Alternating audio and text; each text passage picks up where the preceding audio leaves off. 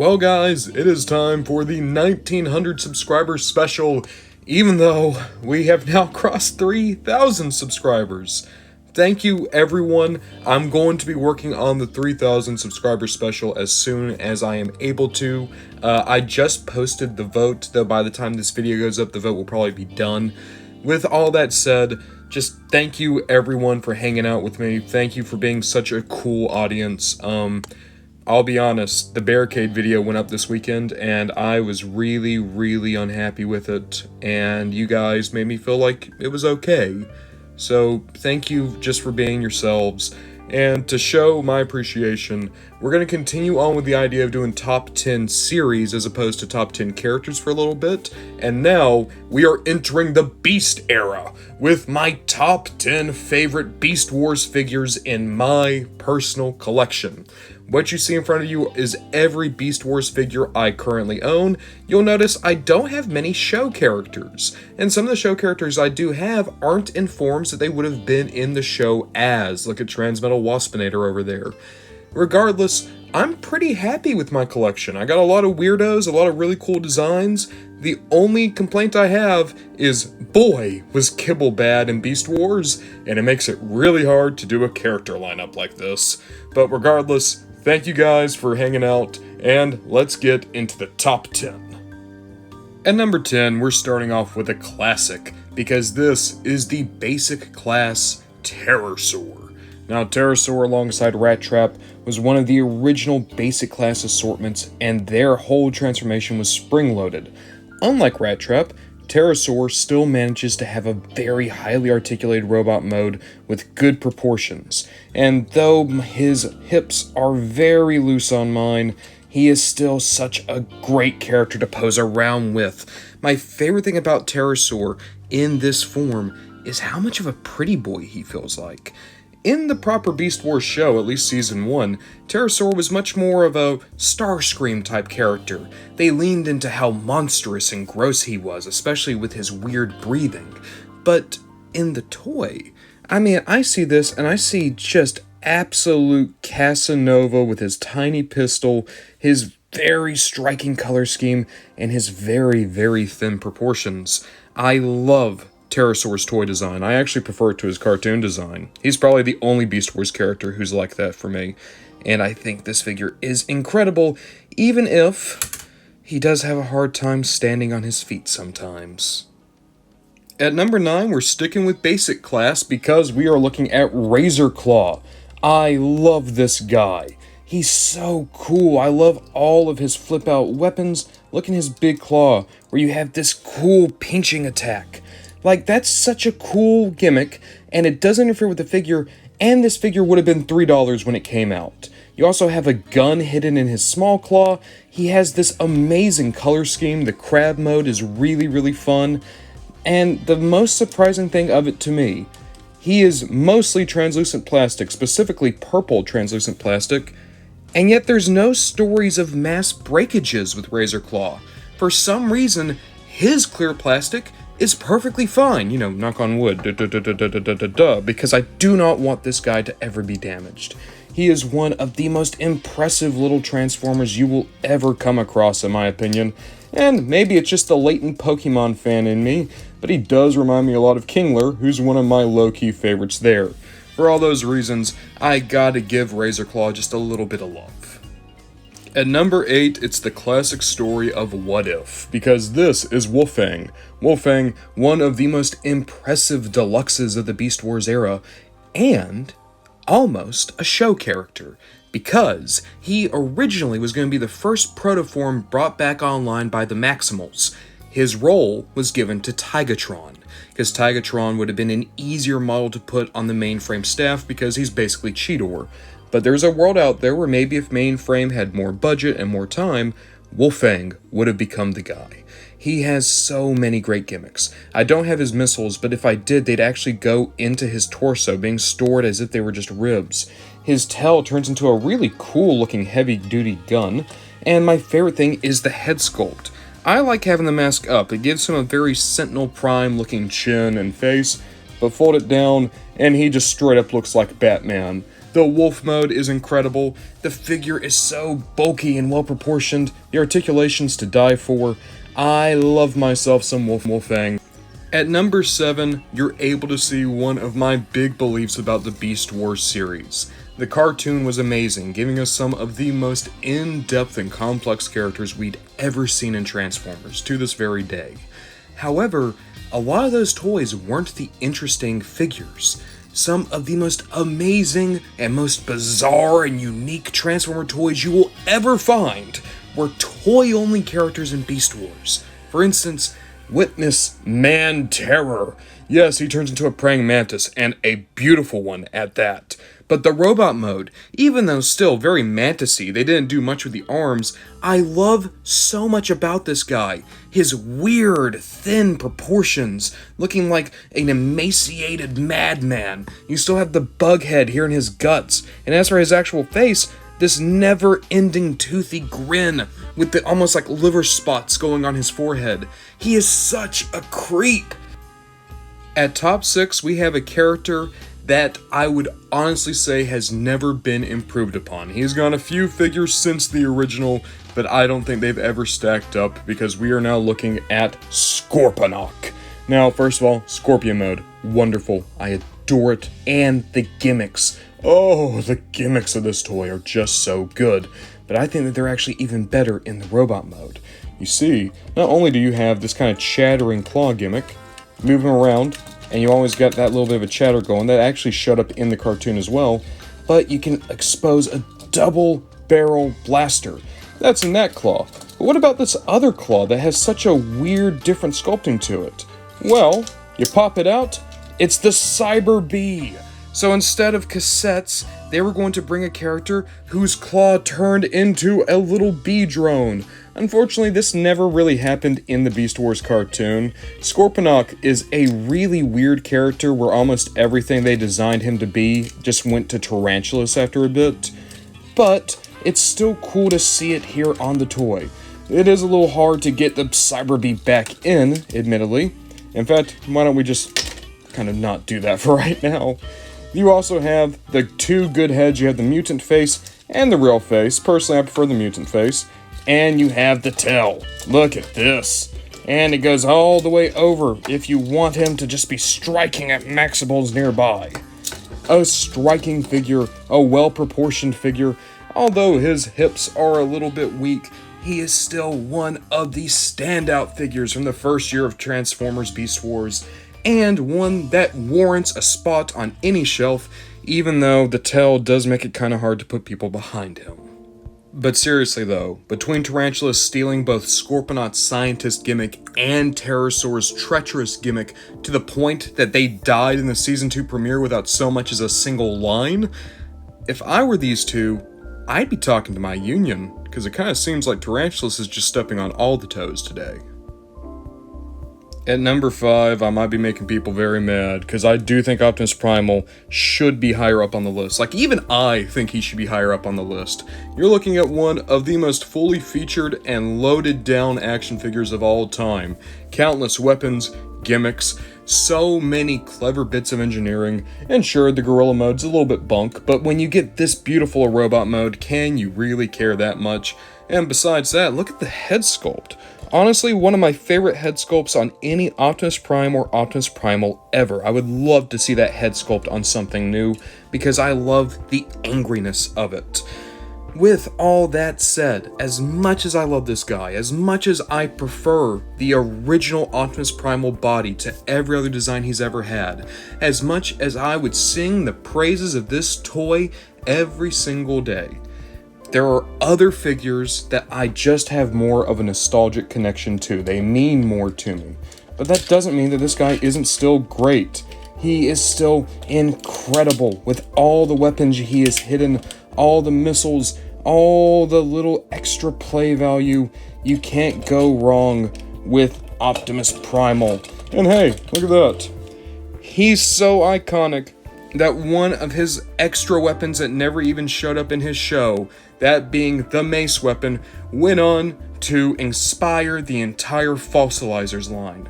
If that doesn't tell you how iconic this Primal is, I don't know what will.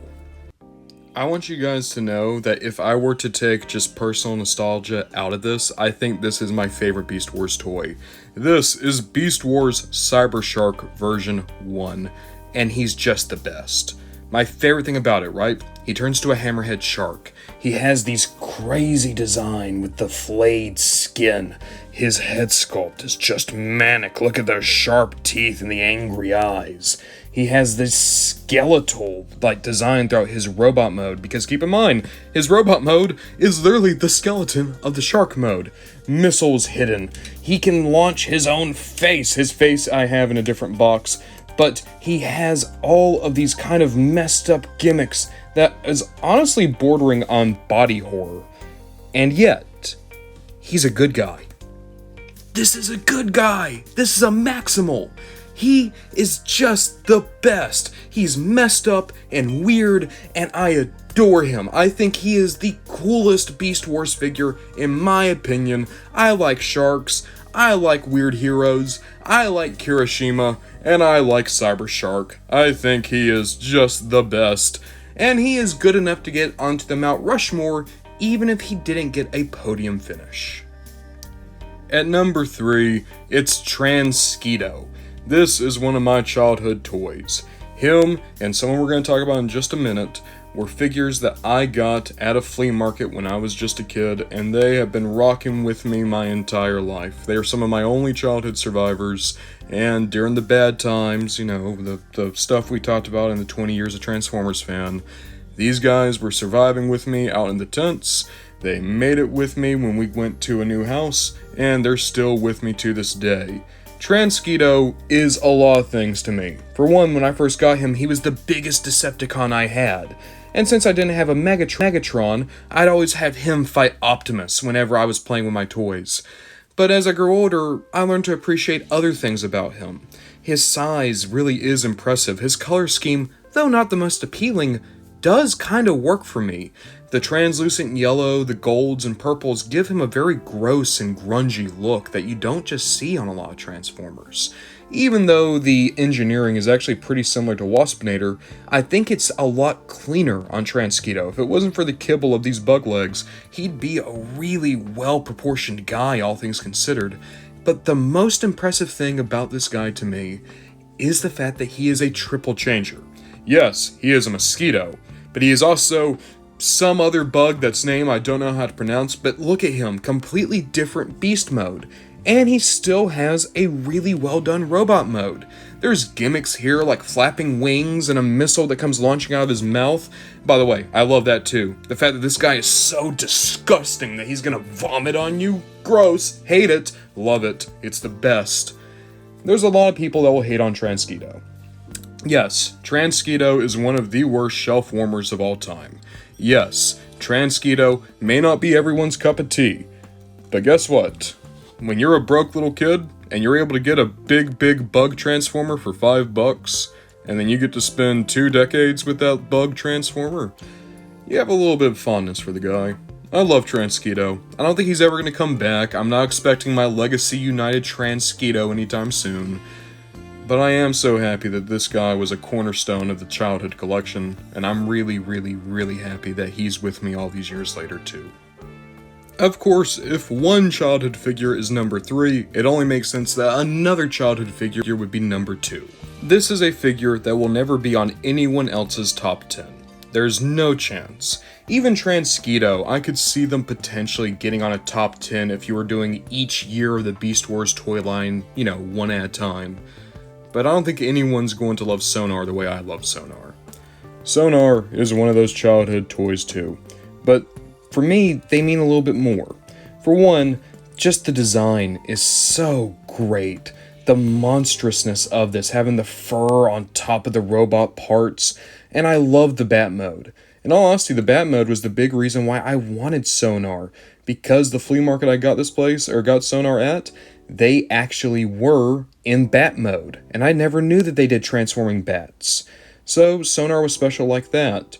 But then, when I went to school and was able to have free time in the computer lab, I looked Sonar up and found out that they were a woman. That was the first time I ever had a girl Transformer. And I know that might sound really dumb or weird, but I want you guys to realize at this point, it was basically just me, my mom, and my sisters. And all my Transformers were guys.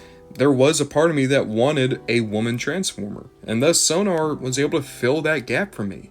And what was even cooler was Sonar isn't pretty. Sonar isn't wearing pink. Or they're not, obviously designed for men, shall we say. But Sonar is just this cool, awesome animal. And they have this sword that flips out, and you find out that they're basically this kind of stoic and secretive character. Sonar is just the best. I honestly think that Sonar is more important to me than Transketo for a lot of reasons. One, I like the Bat more. Two, Sonar I think was important because, again, first female character. But also, I think it helped me understand as a kid, because keep in mind, I want to be very careful what I say here, but just keep in mind, when you're a little kid, you're kind of expected to understand boys and girls as a binary. Boys blue, girls pink, boys like football, girls like cooking, and that's just how we're brought up. But Sonar was one of those first little times as a kid, a very, very, small kid from a small community. It was the first time that I kind of clicked for me, oh, not all girls are like that. And not all boys have to be like what they're saying boys are. So there was a very weird opening of empathy in little 9-year-old Ron Bondajon that was brought about by Sonar. And for that, I'm always going to love this figure. But there is one character that means just a little bit more, even if I never had her toy as a kid. At number 1, it is the basic class Airazor. Airazor is my favorite Beast Wars character. There's a lot of reasons for that. I like Falcons. I liked Airazor just as a character. The fact that she was always the kind of objectively minded and yet still empathetic one. I liked her relationship with Cheetor, where she was basically the big sister or the cool older cousin. The thing that I love the most about Sonar is, as a kid, I'm the oldest sibling. I have 2 younger siblings. And Sonar was the first time in Transformers, and really in any cartoon I ever watched, where I was able to look at the way Airazor interacted with Cheetor and understood that's a big sibling talking to a younger sibling. And again, this sounds very dumb, but keep in mind, small-minded kid from a very small community, I do think that Airazor and characters like Airazor helped me understand how to be better sibling, especially in a lot more difficult times. That's a big reason why I like Airazor, is the best way to describe her personality is she is the world's best big sister. And aside from that, she's her own character. She's her own person. She doesn't have to stay on the ship. She is much more able to alternate between I am the Beast and I am the robot, but I'm also both those things together. When they lost their ability to be in robot mode in Beast Wars, her and Tigatron were the only ones who didn't lose their minds, because Airazor is comfortable with who she is. There's a lot of really cool and, dare I say, even life-affirming parts to Airazor's core character. And even as a kid, even though I couldn't have explained it to you the way I just did, I think I understood some of that. Or my brain or my subconscious understood some of that. And as a result, Airazor means a lot to me. And that's what makes owning this toy after so many years so amazing to me. Bringing my top 3 back in, and I think I need to say this, right? Not every top 10 is going to get as emotional as this. I know I kind of veered and digressed a lot, and I'm sorry for that, guys, but I wanted to explain to you why I like these toys and these characters as much as I do.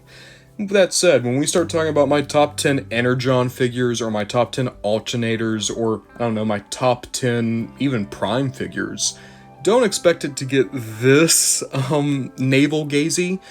It's just a matter that these characters in particular do mean that much to me, and when I can group 3 of them together, we're gonna have a little bit of a story time. But I want to thank each and every one of you for sticking through that. You are just an amazing group of people to speak to and message with and make these videos for, man. It's always something I can look forward to, posting these videos at 2 o'clock. And it means the world to me that so many of you go out of your way to hang out for a little bit. Watch some videos, comment, have a couple messages back and forth. It feels cool that we're able to share in these comforts that these characters give us. It's amazing that so many people from different corners of the globe and different generations and different mindsets and different personalities and different everything, so many difference, and yet we're all so similar, past just the fact that we like big dumb robots, because we all like big dumb robots, but also I think we like talking to other people who also like big dumb robots just a little bit more than that. So, you guys are amazing. Thank you so much for sharing that with me. And we'll see what we get up to next time.